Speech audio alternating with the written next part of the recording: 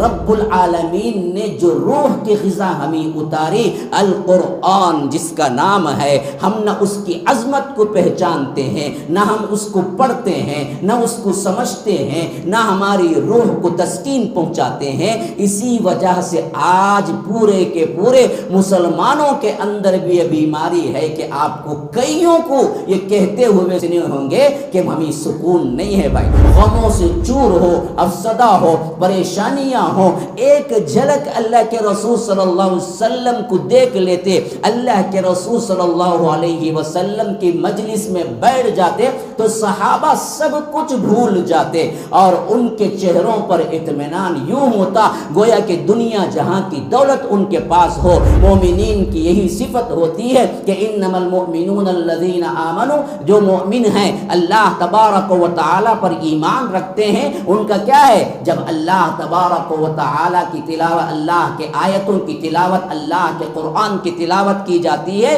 زادتہم ایمانا، ان کا ایمان بڑھ جاتا ہے، وجلت قلوبہم، ان کے دل لرز جاتے ہیں، وعلی ربہم یتوکلون، وہ اللہ ہی پر بھروسہ کرنے والے ہوتے ہیں۔ تمہیں عروج چاہیے، تمہیں عزت چاہیے، تمہیں وقار چاہیے، تمہیں دنیا کے اندر خوشی چاہیے، یاد رکھو اللہ کے کلام کی عظمت کو جانو، اللہ کے کلام کو پڑھو، اللہ کے کلام کو سیکھو تو اللہ تبارک و تعالی اس کے ذریعے تمہیں بلندیاں عطا کرتا ہے۔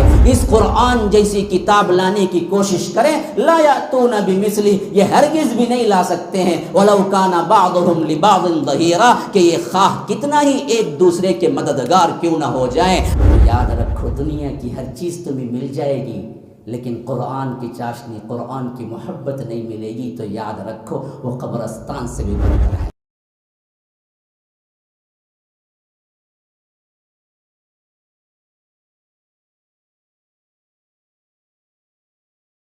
ان الحمد للہ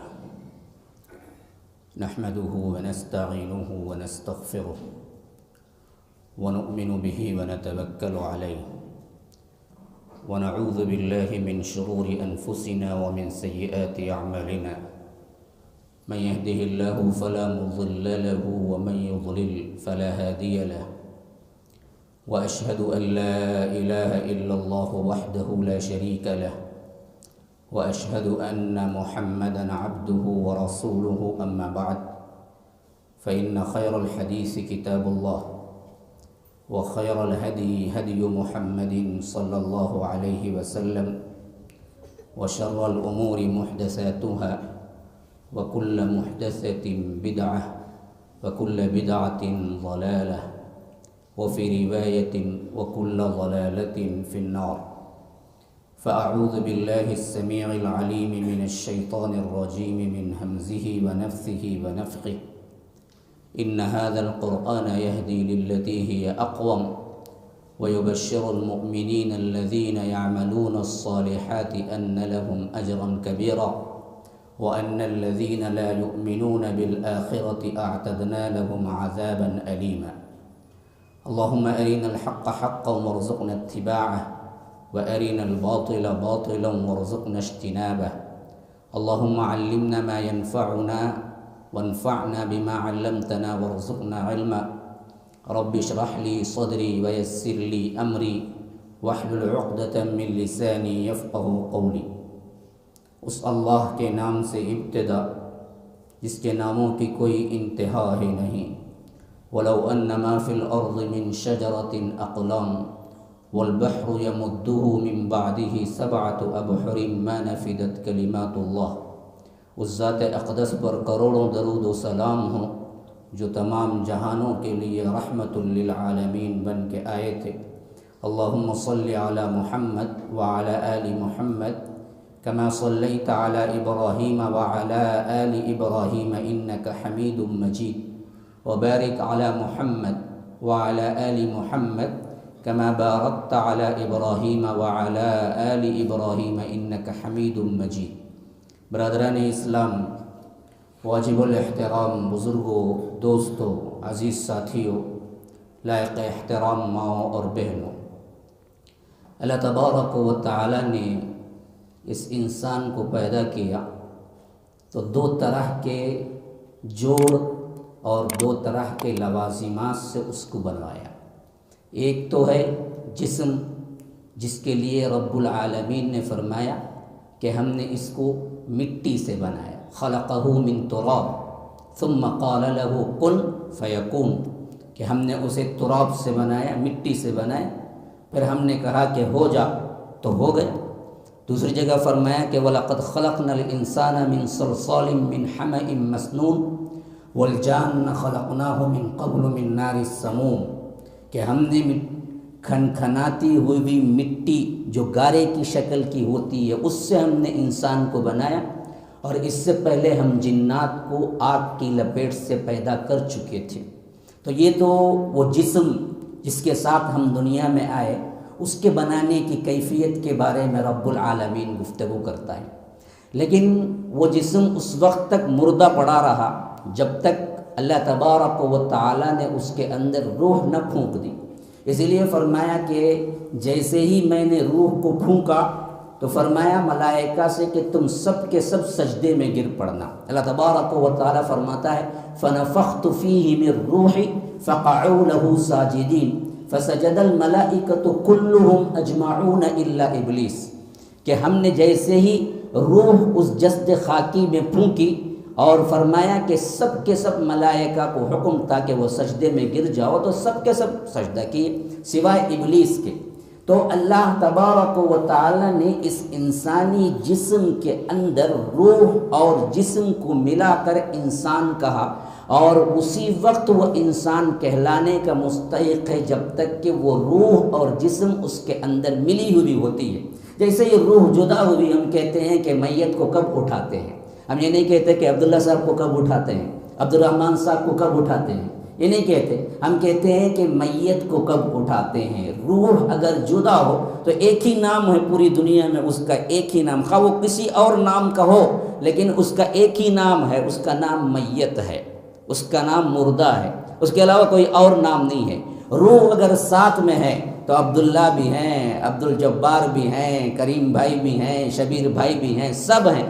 جن ناموں کے ساتھ آپ پکارتے ہو وہ دراصل روح کے ساتھ والے انسان کو پکارتے ہو۔ روح جدا ہوتی ہے تو پھر تو ایک ہی نام رہتا ہے۔ تو انسان مرکب بنا ہے روح اور جسم سے، اور جسم کو اللہ نے مٹی سے بنایا تو اللہ نے اس کی نشو و نما، اس کی پرورش، اس کا دراصل بڑھاوا اسی زمین کے اندر مٹی میں رکھا۔ آپ کھاتے ہو تو جسم بڑھتا ہے، اور کھانا ضروری ہے، پینا ضروری ہے، خواہ آپ کے جسم کے ارتقاء کا، بڑھنے کا جتنا کچھ مواد ہے اگر آپ ٹٹول کے دیکھ لیں وہ پورا کا پورا زمینی ہے، زمین سے ہی غذا انسان حاصل کرتا ہے، خواہ وہ آج کے جدید ترین کھانے کیوں نہ ہو، پزا کیوں نہ ہو، برگر کیوں نہ ہو، فلاں کیوں نہ، سب بنتے ہیں یہی زمین کے پیداوار سے۔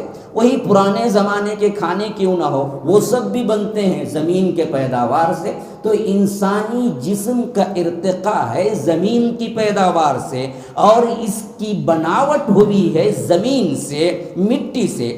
لیکن روح جو ہے نا وہ نہ مٹی کی ہے نہ اس کی پیداوار یہاں کی ہے، یہ رب العالمین کے امر سے آئی۔ رب العالمین عالم ارواح میں سے اس جسد خاکی میں اس کو فرشتے کے ذریعے پھونکا، تو اس کی غذا بھی اللہ تبارک و تعالی نے دنیا کی مٹی میں نہیں رکھی، بلکہ اس کی غذا بھی اللہ تبارک و تعالی نے آسمان کے اوپر سے نازل کی۔ وحی بھی آسمان کے اوپر سے آنے والی روح ہے، اسی لیے فرمایا کہ وَيَسْأَلُونَكَ عَنِ الرُّوحِ، اللہ کے رسول صلی اللہ علیہ وسلم لوگ آپ سے پوچھتے ہیں یہ روح کیا ہے، اور صحیح ترین تفسیر کے مطابق ابن کثیر کی یہاں روح سے مراد وحی ہے، وحی۔ اور اسی واسطے جبرائیل امین کا ایک نام ہے روح الامین، روح ان کا نام بھی روح ہے۔ بتلانے کا مقصود کیا ہے، بات ذرا ذہن دے کے سننے کی کوشش کریں، بہت اچھا آپ کو بات سمجھ آئے گی۔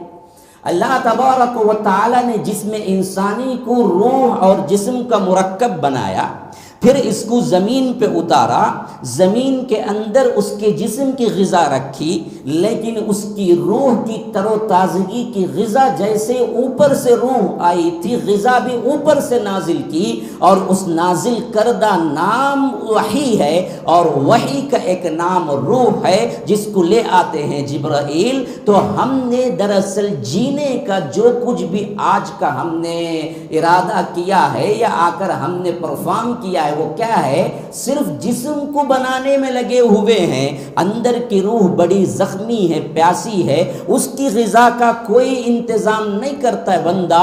اپنے آپ کے جسم کے اعتبار سے، عیش و آرام کے اعتبار سے، اس کے لحاظ سے اسے کیا ضرورت ہے، کھانے میں لگو، پینے میں لگو، بناؤ سنگار میں لگو، یہ بنین اچھی ہے، وہ کپڑا اچھا ہے، وہ فلاں برانڈ کا ہے، پورا جسم پر تو توجہ دیتا ہے لیکن روح پر کوئی توجہ نہیں دیتا۔ تو اللہ کی قسم، باوجود دنیا کے تمام ترین وسائل کے، وہ دراصل افسدہ ہوتا ہے، غمزدہ ہوتا ہے۔ آخر کار بہت سے پیسے والے جن کو شہرت بھی ہے، جن کو نام بھی ہے، جن کو دولت بھی ہے، جن کو دنیا کی تمام آسائشیں بھی ہیں، لیکن اس حد تک پہنچتے ہیں کہ خودکشی کر کے مر جاتے ہیں۔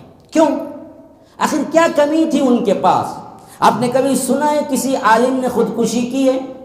لیکن آپ نے بہت سے ایکٹرز کو سنا ہوگا، عین ان کے شباب میں، عین ان کی جوانی میں، عین ان کے فیمس اور مشہور ہونے پر، عین ان کو سب کچھ دنیا کے لوازمات حاصل ہونے کے باوجود بھی وہ خودکشی کر کے مری یا مرا۔ اے دن آپ نیوز پیپر میں سنتے رہتے ہیں۔ آخر دنیا تو تھی اس کے پاس، شہرت تو تھی اس کے پاس، مال و دولت تو تھی اس کے پاس، خوبصورتی، دنیا میں کس کے پیچھے انسان بھاگتا ہے، وہ سب کا سب اس کے پاس تھا۔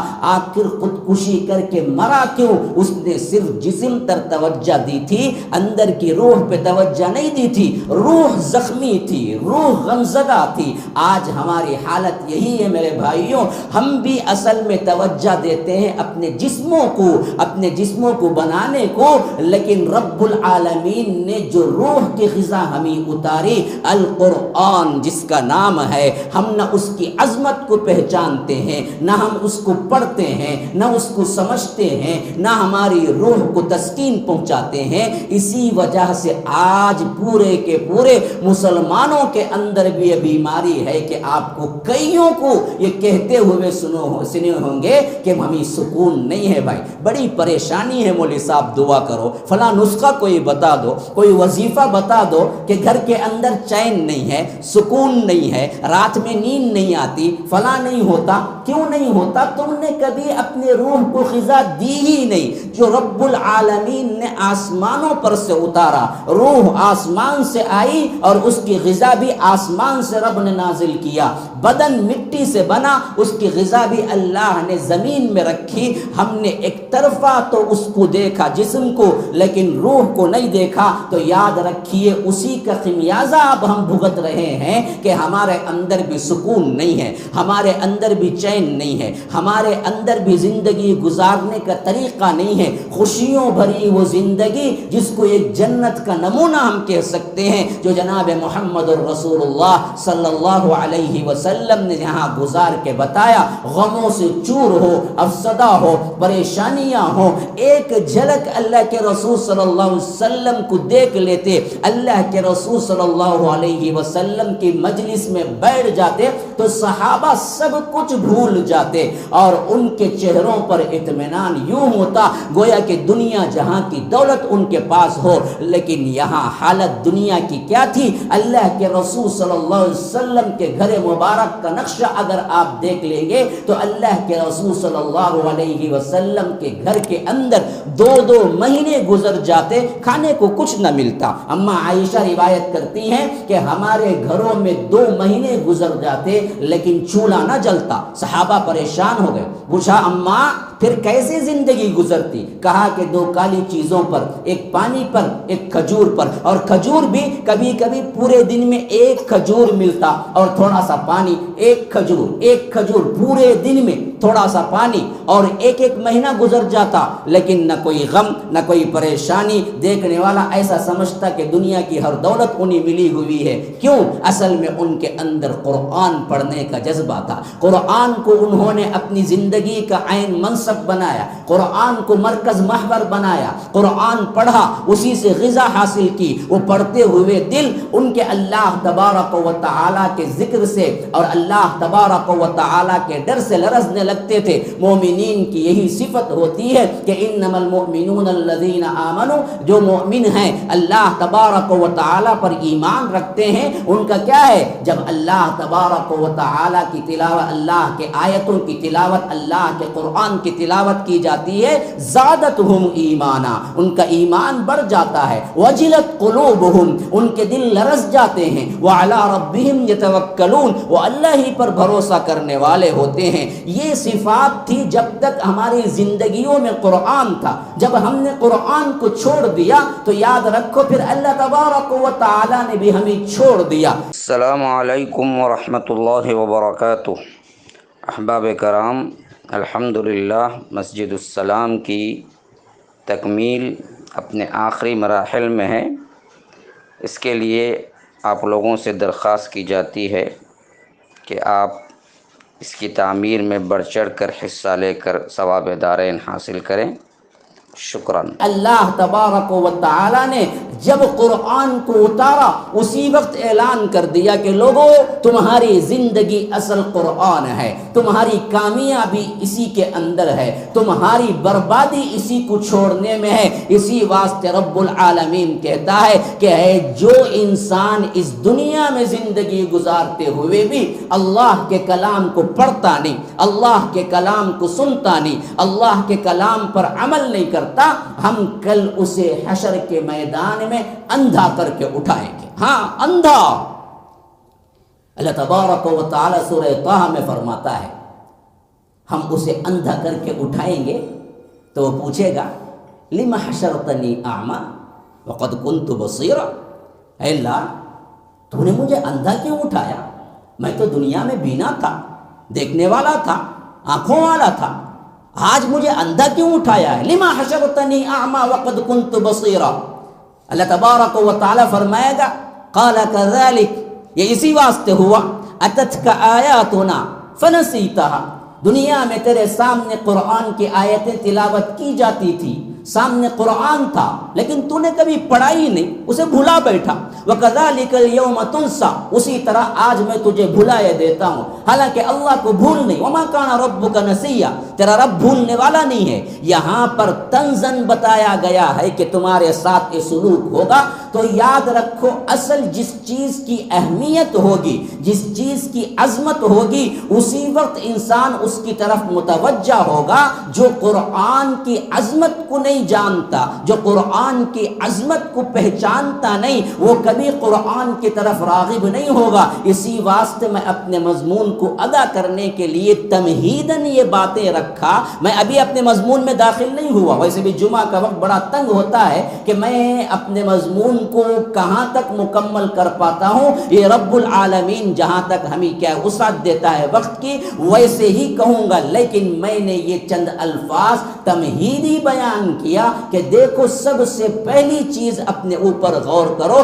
قرآن کی عظمت پہچاننے سے پہلے یہ جان لو کہ تمہاری روح اور تمہارا جسم، یہ دونوں مل کے تم انسان بنے ہو، اور تم اگر ایک سائڈ صرف ایک طرفہ توجہ دو گے، دوسری طرف آپ بھلا بیٹھو گے، تو یاد رکھو نہ تمہاری زندگی دنیا کی اچھی رہے گی، آخرت تو بالکل ہی برباد ہو گئی۔ اور خاص کر مسلمانوں کو رب العالمین نے اس قرآن کے ساتھ بھیجا تو تم پر لازم کیا کہ اس کا حرف حرف تم ہی ایمان لانا ہوگا، اس کے حکم پر تمہیں چلنا ہوگا۔ یہ سب کچھ انسانی زندگی میں، مسلمانوں کی زندگی میں اسی وقت پیش آئے گا میرے بھائیوں جب آپ اس کی عظمت کو جانیں۔ یہی تو وہ کتاب ہے جس کے بارے میں حضرت عمر نے ایک مرتبہ کہا کہ تم مکہ چھوڑ کے آئے، تو مکے کے گورنر تھے، تو وہ گورنر جب آئے تھے تو کہا کہ مکے میں کس کو نائب بنا کے آئے ہو؟ مکے میں کس کو نائب بنا کے آئے ہو؟ انہوں نے کہا کہ ایک غلام کو، کہا کہ پورے مکے میں تمہیں کوئی اور نہیں ملا، ایک غلام کو امیر بنا کے آئے ہو؟ کہا کہ نہیں امیر المومنین، اصل میں اس غلام کی صفت یہ ہے کہ وہ حافظ کلام اللہ ہے اور اللہ کے کلام کو اچھی طرح سمجھتا ہے، عالم بھی ہے اور حافظ کلام اللہ ہے۔ تو عمر پکار اٹھے، اللہ کی قسم میرے نبی نے بالکل سچ فرمایا کہ ان اللہ یرفع بہذا الکتاب اقواما ویضع به آخرین، کہ بے شک اللہ تبارک و تعالی اس کتاب کے ذریعے بہت سوں کو بلندی کی اعلیٰ عروج پر لے جاتا ہے، اور اس کتاب کو چھوڑنے کی وجہ سے اللہ تبارک و تعالی انہیں برباد کر دیتا ہے۔ یہ اللہ کے رسول صلی اللہ علیہ وسلم کا فرمان ہے، جس میں رب نے یہ اعلان کیا اپنے حبیب کے ذریعے، تمہیں عروج چاہیے، تمہیں عزت چاہیے، تمہیں وقار چاہیے، تمہیں دنیا کے اندر خوشی چاہیے، یاد رکھو اللہ کے کلام کی عظمت کو جانو، اللہ کے کلام کو پڑھو، اللہ کے کلام کو سیکھو، تو اللہ تبارک و تعالی اس کے ذریعے تمہیں بلندیاں عطا کرتا ہے۔ اللہ کے کلام کو چھوڑ دو گے، اللہ کے کلام کو نہ پڑھو گے، اللہ کے کلام کو بھول جاؤ گے اور آنکھ میں اور قسم قسم کے ریشمی غلافوں میں اٹھا کے تابدانوں میں رکھ دیا، بس مسئلہ ختم۔ بڑی عزت کرتے ہیں ہم، کیا کرتے ہیں ہم؟ تابدانوں میں اوپر رکھ دیتے ہیں۔ گھر میں جب بھی پہلے جانا ہوتا ہے نئے گھر میں، سر پہ قرآن رکھ کے لے جاتے ہیں، لیکن کبھی پڑھنے کا موقع ہوا تو کہتے ہیں کہ ہمیں پڑھنا نہیں آتا مولوی صاحب، کبھی فاتحہ پڑھوانا بھی ہوتا ہے نا، پہلے تو ہے ایک بدعت، اس کے اوپر اس کو کروانا بھی ہوتا ہے، تو 11 روپیے 11.25 روپیے کے مولوی صاحب کو کرائے پہ خریدتے ہیں اور اس سے بخشوا دیتے ہیں، لیکن پڑھنا کبھی نصیب نہیں ہوتا۔ تو یاد رکھو اسی سلوک کی وجہ سے آج میں ہمیشہ میرا ایک لفظ ہوتا ہے کہ امریکہ کا کتا مرتا بھی ہے تو عدالتیں کھڑی ہو کے پوچھتے ہیں کہ کیوں مرا، لیکن آج ہمارے بندوں کے بندے بستیوں کی بستیاں اڑا دی جاتی ہیں، تو ہمارے لیے کوئی ایک پرسان حال نہیں ہے کہ آخر ان مظلوموں کو کیوں مارا گیا۔ موب لنچنگ ہوتی ہے تو کوئی پوچھنے والا نہیں ہے کہ آخر اس کا کیا جرم تھا۔ حجاب کے معاملے پر ہمیں کیا کٹھن مراحل سے آج ہندوستان پہ گزرنا پڑتا ہے، یہ سب ذلت و خواری کیوں ہے؟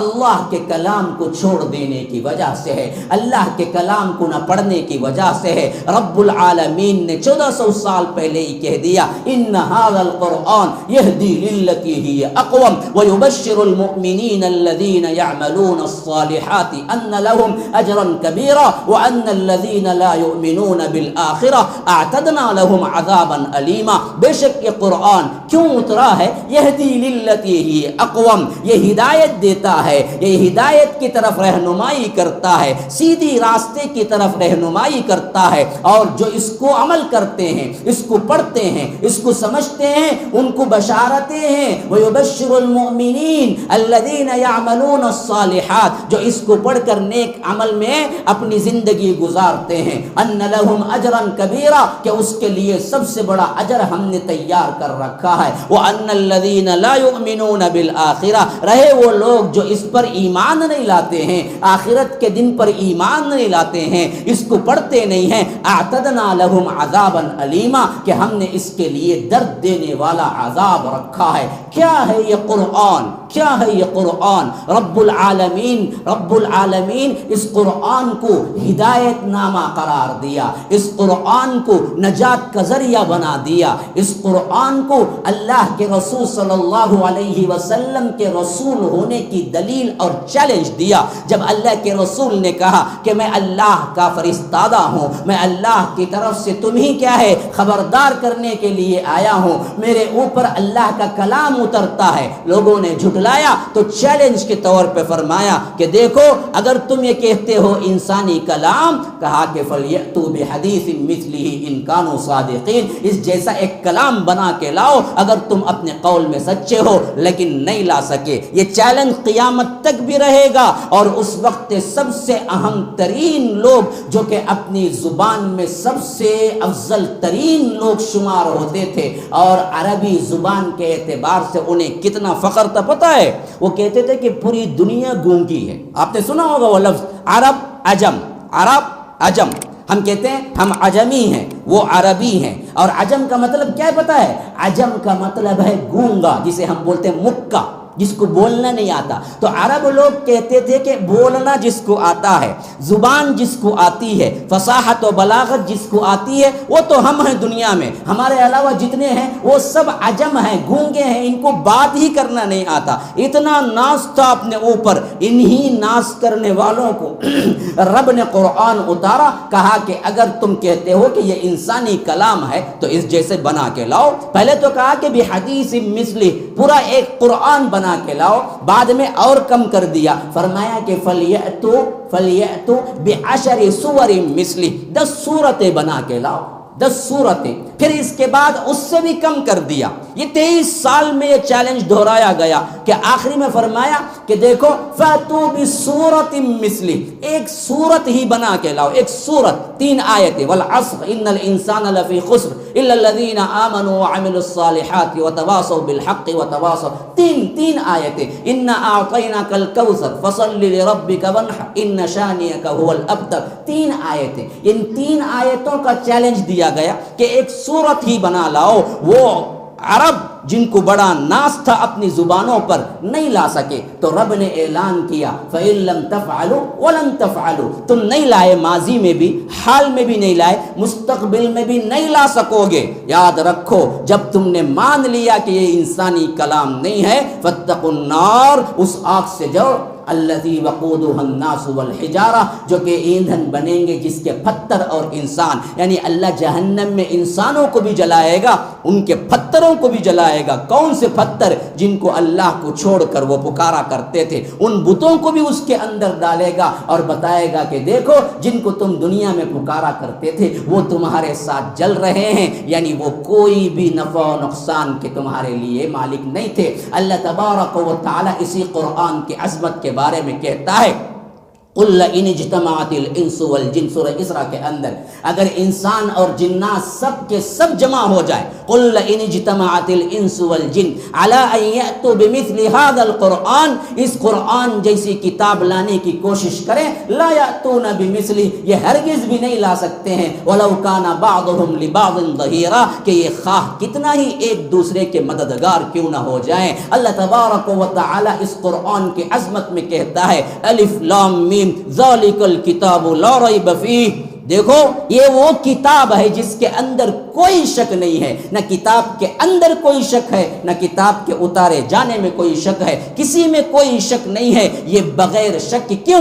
اس کے اندر باطل داخل ہی نہیں ہو سکتا ہے. لا یأتیہ الباطل من بین یدیہ ولا من خلفہ، ظاہر میں یا آگے سے باطل داخل ہو سکتا ہے نہ پیچھے سے. اسی قرآن کی عظمت میں رب العالمین کہتا ہے لو انزلنا هذا القرآن على جبل لرأيته خاشعا متصدعا من خشیت اللہ، اگر ہم اس قرآن کو کسی پہاڑ پر اتار دیتے تو پہاڑ بھی اس کو لینے کی سکت نہیں رکھتا، بلکہ اللہ کی ڈر اور خشیت سے یہ ریزہ ریزہ ہو جاتا. لرأيته خاشعا، اے اللہ کے رسول آپ دیکھتے کہ وہ اللہ کے ڈر سے ٹکڑے ٹکڑے ہو جاتا، ریزہ ریزہ ہو جاتا. یہ قرآن کی عظمت ہے جو اللہ تبارک و تعالی بیان کر رہا ہے. یہ دنیا کی واحد کتاب ہے جو اپنے بارے میں سب کا سب تعارف دیتی ہے کہ میں کون ہوں، میرا حکم کیا ہے، میں کہاں سے آئی ہوں، میرا شجرہ کیا ہے، میرا نسب کیا ہے. کوئی مذہبی کتاب دنیا کی، یہ چیلنج آج نہیں قیامت تک ہوتا رہے گا کہ کوئی مذہبی کتاب جو آج مانتے ہیں، خواہ ہندوؤں کے وید ہوں، خواہ عیسائیوں کی انجیل ہو، خواہ یہودیوں کی تورات ہو، خواہ زبور ہو، کوئی کتاب چیلنج نہیں کر سکتی کہ وہ کہاں نازل ہوئی، کب نازل ہوئی، کس زبان میں نازل ہوئی، کیسے نازل ہوئی، کس پر نازل ہوئی. کوئی کتاب اپنا کوئی ڈیفینیشن نہیں دیتی، لیکن قرآن ہے جو کہ بالکل تر و تازہ، ایسے لگتا ہے کہ اسی ماحول کے لیے یہ واقعہ ہوا ہے، اسی ماحول کے لیے اس پر گفتگو کی ہوئی ہے کہ رب العالمین پورا انٹروڈکشن خود قرآن میں رکھا ہے. آپ پوچھو قرآن سے کہاں نازل ہوئی؟ ان ھذا القرآن، یہ قرآن کہاں نازل ہوا؟ ان اول بیت وضع للناس للذی ببکۃ مبارکہ. اللہ تبارک و تعالی فرماتا کہتا ہے اس قرآن کا نزول بکہ ہے، جس کو مکہ ہم کہتے ہیں، اس مکے کے اندر نزول شروع ہوا۔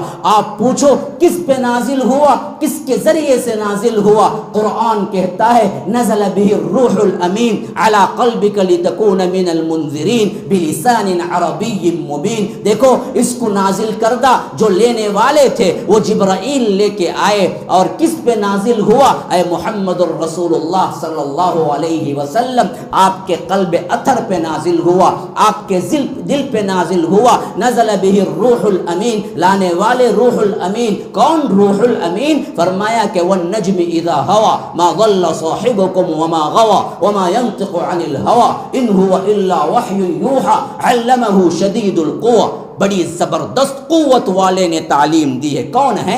جبرائیل امین ہے۔ اللہ تبارک و تعالی جبرائیل امین کو کہتا ہے بڑی زبردست قوت والے۔ اور دوسری جگہ فرمایا مطاع ثم امین، یہ مطاع ہے، یعنی وہ شخصیت ہے جو آسمانوں پر جس کی اطاعت کی جاتی ہے، تمام فرشتے جس کی اطاعت کرتے ہیں، یعنی تمام فرشتوں کے سردار جبریل امین لے کے اترے۔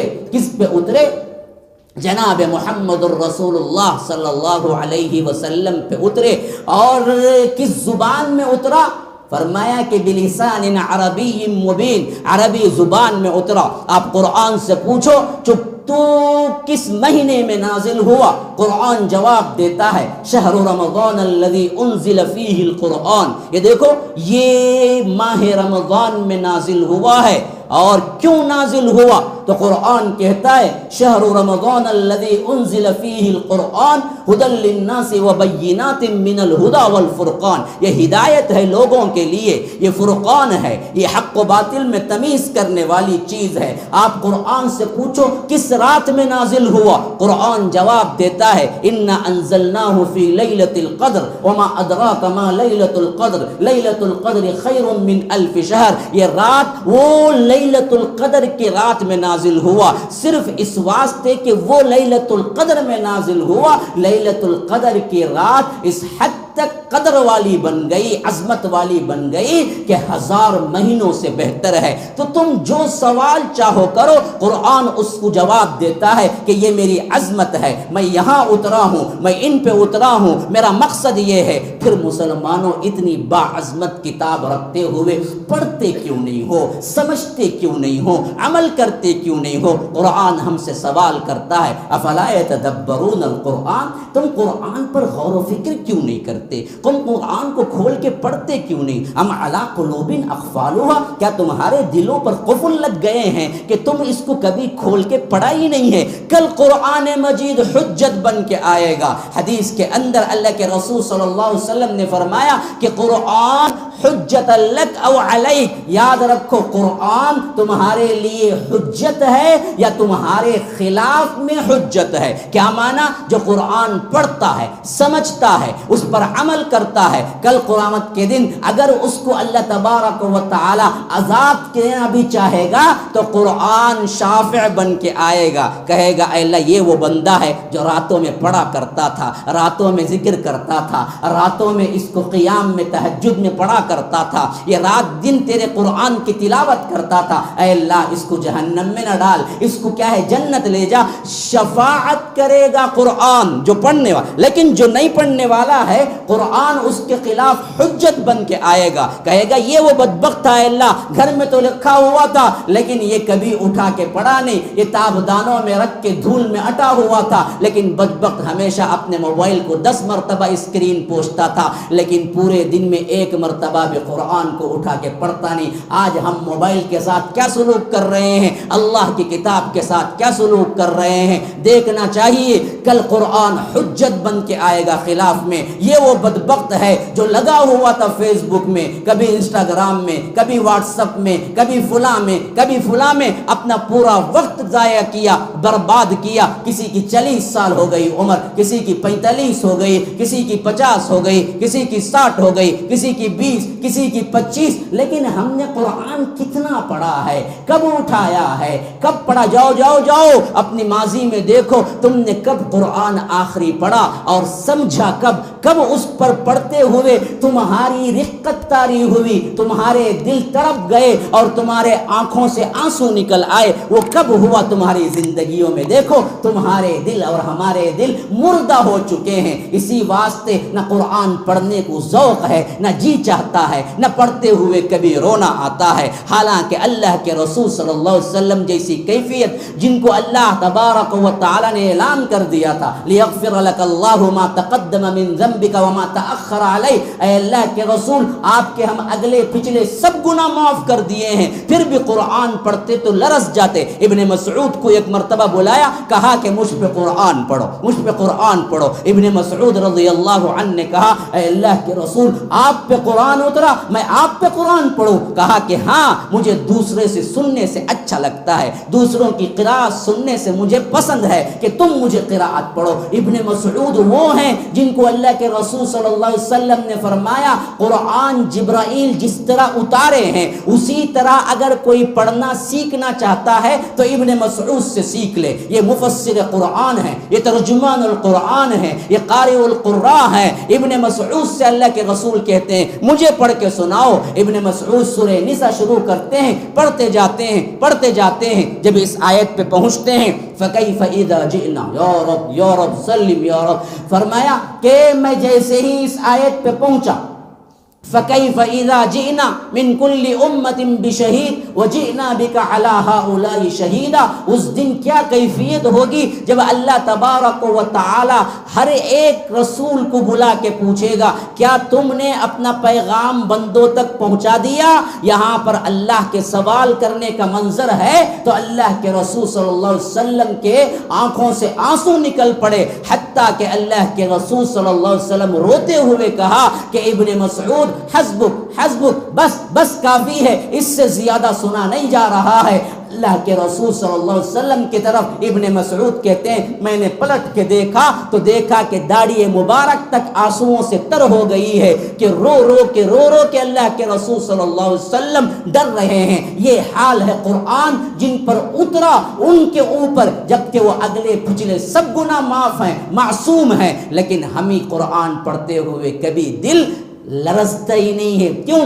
پہلے تو سمجھتے ہی نہیں ہیں، پڑھنے والے پہلے ہی بہت کم، لیکن کبھی کبھی کیا ہے نمازوں میں بھی ہم سن لیتے ہیں، لیکن ہمیں یہی یاد آتا ہے کہ کار کی چابی کہاں رکھی ہوئی ہے، موبائل کہاں رکھا ہوا ہے، فلاں کو کہاں بھیجنا ہے، آفس میں کیا کام ہے، گھر میں کیا کھانا پک رہا ہوگا۔ نماز میں بھی ہمیں قرآن کے اندر لگاؤ پیدا نہیں ہوتا میرے بھائیو، اس واسطے کہ ہمارے دل پہلے ہی مردہ ہو چکے ہیں۔ اسی لیے اللہ کے رسول صلی اللہ علیہ وسلم نے فرمایا جس کے دل میں قرآن کی کچھ آیتیں بھی محفوظ ہیں اور جس کے دل میں کوئی قرآن کی آیت نہیں ہے کمثل الحی والمیت، وہ دونوں زندہ اور مردے کے برابر ہیں۔ جس کے دل میں کچھ بھی قرآن ہے کم از کم اس کے اندر اتنی زندگی ہے، لیکن جس کے اندر کچھ بھی قرآن کا ایک حصہ بھی نہیں ہے وہ مردہ ہے، مردہ، اس کو قبرستان کہہ سکتے ہیں۔ یاد رکھو اللہ کے رسول صلی اللہ علیہ وسلم نے جو مثال دی وہی حالت ہماری آج ہو چکی ہے، ہمارے دل مردہ ہو چکے ہیں، اس واسطے نہ ہماری مسجدوں میں دل لگتا ہے، نہ نمازوں میں دل لگتا ہے، نہ نیکیوں میں دل لگتا ہے۔ ابھی 5 منٹ بڑھ گئے تو پریشان حال ہر بندہ دیکھ رہا ہے کہ یہ کب ختم۔ ہم تو کیا ہے بھاگنے کے لیے آئے ہوئے تھے، اندر داخل ہوتے ہی بھاگنے کی سوچ کے آتا ہے کہ یہ ختم کرو، وہاں بھاگو، یہ کام کرو، وہ کام کرو، تو لوگ سوچتے ہیں کہ یہ کیا معاملہ ہے مولانا کا، تو بولتے جا رہے ہیں۔ کیوں؟ اصل میں دل لگتا ہی نہیں ہے۔ ہم تو داخل ہوتے ہیں مسجد میں بھاگنے کے لیے اور بازار میں ہمیشہ رہنے کے لیے۔ مالوں میں دیکھو کتنا وقت صرف کر دیتے ہیں، 2 3 گھنٹے ایسے نکل جاتے ہیں ہوٹلوں میں۔ ہماری ایک چائے آدھے گھنٹے کی ہوتی ہے، اللہ تبارک و تعالی کس طرح ہمیں معاف کرے گا، ایک چائے آدھے گھنٹے کی ہوتی ہے، لیکن نماز اگر 7 منٹ سے بڑھ کے پڑھا دے مولوی صاحب اس کا گلا پکڑ لیتے ہیں کہ آپ اتنی لمبی نماز پڑھاتے ہیں، کیا دوسرا کام نہیں کیجیے ہم نا۔ یہ حالتیں کیوں آئی ہیں؟ وجہ اس کی یہ ہے کہ ہم نے قرآن کو کبھی پڑھا ہی نہیں، اس کی چاشنی کبھی چکا ہی نہیں، اس کا جو مزہ ہے اس کا ٹیسٹ ہم نے کیا ہی نہیں۔ اللہ کی قسم کھا کے کہتا ہوں، دوبارہ اور سہ بارہ اللہ کی قسم کھا کے کہتا ہوں، جس کو قرآن کا ٹیسٹ معلوم ہو نا وہ دنیا کی سب دولت چھوڑ کے قرآن کو ہی اپنی زندگی بنائے گا۔ یہی حالت تھی صحابہ کی، یہی حالت تھی۔ جو میں نے کہا سب سے زیادہ محبوب ترین چیز، دنیا کی ٹیسٹی چیز، صحابہ کو قرآن تھا، رات کا موقع ہے، جنگ کا سفر ہے، ہر طرف دشمنوں کا کیا ہے، حملے کا خطرہ ہے۔ اللہ کے رسول صلی اللہ علیہ وسلم کہتے ہیں کہ کون بھائی آج رات کو پہرا دے گا؟ عباد بن بشر ایک صحابی اٹھتے ہیں، کہتے ہیں کہ اللہ کے رسول میں، اور عمار بن یاسر اٹھتے ہیں، کہتے ہیں کہ میں۔ کہا کہ تم دونوں پر پوری فوج سو رہی ہے، کو دیکھنا کہیں غفلت نہ ہو جائے، رات کا پہرا دیکھنا ہے پوری فوج کا۔ دو صحابی اٹھے ہوئے ہیں، ایک عباد بن بشر ہیں، ایک عمار بن یاسر ہیں، یہ دونوں کھڑے ہوئے ہیں، لشکر کا پہرا دے رہے ہیں۔ رات کا سناٹا ہے، ٹھنڈی ہوائیں ہیں، ایسی رات ہے جو بالکل گپ اندھیرا ہے اور ہر طرف سناٹا چھایا ہوا ہے۔ ایسے منظر میں ہمیں کوئی چیز لگے گی تو لگے گی کہ کیا ہے، گانے سنو، میوزک سنو، مووی دیکھو، فلاں کرو۔ یاد رکھو صحابہ کا لطف، صحابہ کی تفریح قرآن تھا۔ اسی واسطے عباد بن بشر کہتے ہیں عمار سے کہ عمار دیکھو، پہلی رات آدھی کر لیتے ہیں، دوسری رات آدھی کر لیتے ہیں، یعنی ایک رات میں دو حصے کر لیتے ہیں۔ آدھی رات تم دیکھو اور میں پہرا دیتا ہوں، آدھی رات تم سو جاؤ، اس کے بعد اسی طرح ہم دونوں باری باری پہرا دے لیں گے۔ آدھی رات تم دیکھ لو، آدھی رات میں دیکھ لیتا ہوں۔ عمار کہتے ہیں کہ بہت اچھی بات ہے، پہلا یا آخری؟ کہتے ہیں کہ نا، پہلا والا حصہ میں دیکھ لیتا ہوں، آخری میں تم اٹھ کے دیکھ لینا۔ تو حضرت عمار تھوڑی دیر کے لیے لیٹ جاتے ہیں۔ ایسا سما بنتا ہے کہ بالکل میدان ہو، صحرا ہو اور رات کی ٹھنڈی ہوائیں ہو، تو ہم کیا کرتے ہیں؟ برائی سوچتے ہیں، ہم کیا کہتے ہیں؟ تفریح سوچتے ہیں۔ یہاں عباد بن بشر اٹھتے ہیں اور کہتے ہیں یہ میری تفریح۔ کیا تفریح ہے؟ میں قرآن پڑھوں، میں قرآن پڑھوں۔ ہاتھ باندھ لیتے ہیں، نیت کر لیتے ہیں، تہجد کی نماز شروع کر دیتے ہیں۔ اکیلا کھڑے ہو کے نماز شروع کر دیا، سورہ کہف کی تلاوت شروع کر دی۔ الحمدللہ الذی انزل علی عبدہ الکتاب ولم یجعل لہ عوجا قیما لینذر بأسا شدیدا من لدنہ ویبشر المؤمنین الذین یعملون الصالحات ان لهم اجرا۔ یہ پڑھ رہے ایسے محو ہو گئے پڑھنے میں جیسے ہم پکچر دیکھتے ہوئے ماں کی بات بھی نہیں سنتے ہیں، باپ کی بات بھی نہیں سنتے ہیں۔ ایسی حالت ہمیں پکچروں میں آتی ہے، یہی حالت صحابہ کی تھی۔ پڑھتے ہیں، پڑھتے ایسے محو ہو جاتے ہیں، ایسے کھڑے ہوئے، ایسا لگ رہا ہے دشمن دور سے دیکھتا ہے، یہ کون ہے؟ کہیں ہم پہ حملہ تو نہیں ہو جائے گا؟ تو ایک دشمن کا سپاہی دور سے دیکھتا ہے، ایسا لگتا ہے کہ کوئی جھاڑ، کوئی درخت کھڑا ہوا ہے، لیکن شبیہ تو انسان کی ہے، تو وہ سمجھتا ہے کہ کوئی تو ہم پہ حملہ کرنے کے لیے آیا ہے۔ دل چاہتا ہے کہ ٹیسٹ کر کے دیکھ لے۔ وہ کمان سے تیر نکالتا ہے، تیر رکھتا ہے اور وہاں پر عباد بن بشر کا نشانہ لے کے ہاتھ پہ لگاتا ہے۔ تیر سیدھے پہنچتی ہے، ہاتھ پہ لگتی ہے اور چیرتی ہوئی گوشت کو نکالتی ہوئی خون بہنے لگتا ہے۔ لیکن عمار کے نماز اور قرآن کی حلاوت و چاشنی اور ٹیسٹ اتنا بڑا ہوا ہے کہ عمار کے عباد بن بشر کا ایک جنبش بھی ان کا جسم حرکت نہیں کرتا، وہ اپنی جگہ ایسے ہی کھڑے ہوئے ہیں اور تیر نکال کے پھینک کے پھر پڑھ رہے ہیں، یہاں تک کہ وہ سوچتا ہے یہ انسان نہیں ہے، شاید یہ کوئی پتھر ہے۔ پھر دوسرا لگاتا ہے، دوسرا بھی نکال کے پھینک دیتے ہیں، پھر تیسرا، یہاں تک کہ خون بہتے بہتے بہتے کھڑا ہونا مشکل ہو جاتا ہے۔ تو وہ جلدی سے اپنی نماز توڑتے نہیں، پوری کرتے ہیں، نماز پوری کرتے ہیں۔ پھر اس کے بعد آ کے حضرت عمار کو اٹھاتے ہیں اور کہتے ہیں کہ دیکھو کوئی حملہ آور ہے جو مجھ پہ حملہ کر دیا ہے۔ عمار اٹھ کے دیکھتے ہیں کہ عباد بن بشر رضی اللہ عنہ کو 3 تیر لگے ہوئے ہیں اور خون اتنا گیا ہے کہ کھڑا ہونا مشکل ہے۔ وہ کہتے ہیں اللہ اکبر میرے پیارے بھائی، ایک تیر جب لگا تھا تبھی آ کے کیوں نہیں کہہ دیا کہ تمہیں کیا ہے، حملہ ہوا ہے؟ کہا کہ عمار اللہ کے قسم، ایک تیر نہیں، 2 تیر نہیں، 3 تیر نہیں، مجھے اتنا مزہ آ رہا تھا قرآن پڑھنے میں، اگر اللہ کے رسول میری ذمہ داری نہ دیتے پہرے کی تو میں نماز کبھی نہ توڑتا۔ مجھے اصل میں سب سے زیادہ مزہ اور سب سے زیادہ چاشنی قرآن کو مکمل کرنے میں، کیونکہ میں سورہ کہف کی تلاوت کر رہا تھا، چاہتا تھا کہ اس کو مکمل کر دوں، اس واسطے پڑھتا گیا۔ اگر اللہ کے رسول مجھے پہرے کے لیے مقرر نہ کرتے تو میں نماز نہ توڑتا اور اسی حالت میں شہید ہو جاتا۔ یہ قرآن ہے، یہ قرآن ہے عظمت، دلوں کے اندر ہے یہ چاشنی، کیسے آئے گی؟ کبھی تم نے اسے چکھا ہی نہیں ہے، کبھی تم نے اسے پڑھا ہی نہیں ہے، کبھی تم نے اس کے لیے محنت کی ہی نہیں ہے، تو یاد رکھو دنیا کی ہر چیز تمہیں مل جائے گی، لیکن قرآن کی چاشنی، قرآن کی محبت نہیں ملے گی تو یاد رکھو وہ قبرستان سے بھی بدتر ہے۔ ھذا وباللہ التوفیق، صلی اللہ وسلم علی نبینا محمد۔ اسأل اللہ لی ولکم ولسائر المسلمین من کل ذنب فاستغفروہ انہ هو الغفور الرحیم۔ السلام علیکم ورحمۃ اللہ وبرکاتہ۔ احباب کرام، الحمدللہ مسجد السلام کی تکمیل اپنے آخری مراحل میں ہے۔ اس کے لیے آپ لوگوں سے درخواست کی جاتی ہے کہ آپ اس کی تعمیر میں بڑھ چڑھ کر حصہ لے کر ثواب دارین حاصل کریں۔ شکراً۔